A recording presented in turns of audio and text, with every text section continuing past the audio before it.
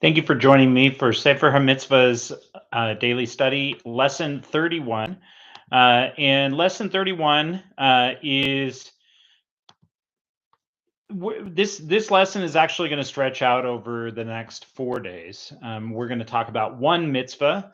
The section of Mishnah Torah that we're lining up to deals with the laws of blessings, but the only blessing that we're obligated to make in the Torah, as written in the Torah, is the blessing after meals. So that's positive mitzvah number 19, and it comes from Deuteronomy 8:12, which says, "When you have eaten and are satisfied, you shall bless God your Lord."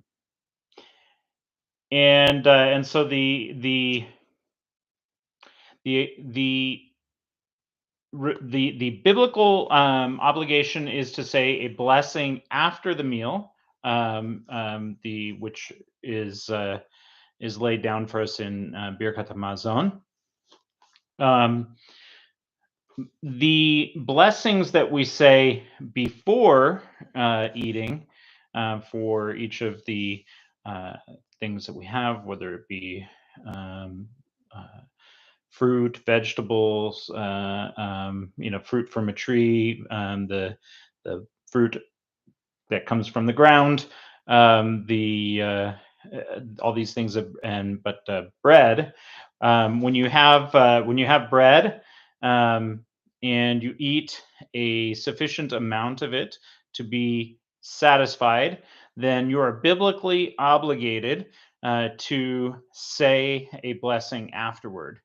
We do say blessings beforehand for those fruit or the bread, those things. That's actually a rabbinic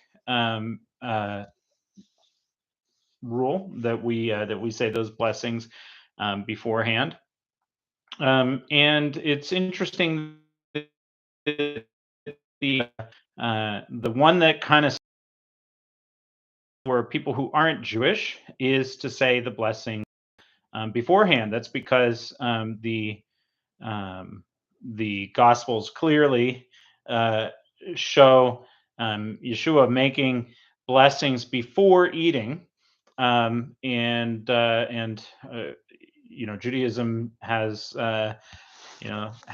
what we need to know exactly what those blessings were that were said beforehand.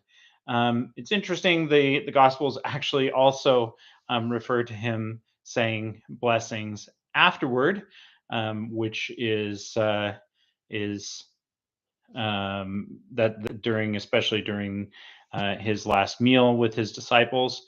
So the New Testament actually does uh, give the tradition of saying blessings afterward as well. And these I would venture to say I think those are probably the first places in Jewish literature where those are recorded. Um, and later on, the apostles codified blessings for after the meal, even for Gentiles.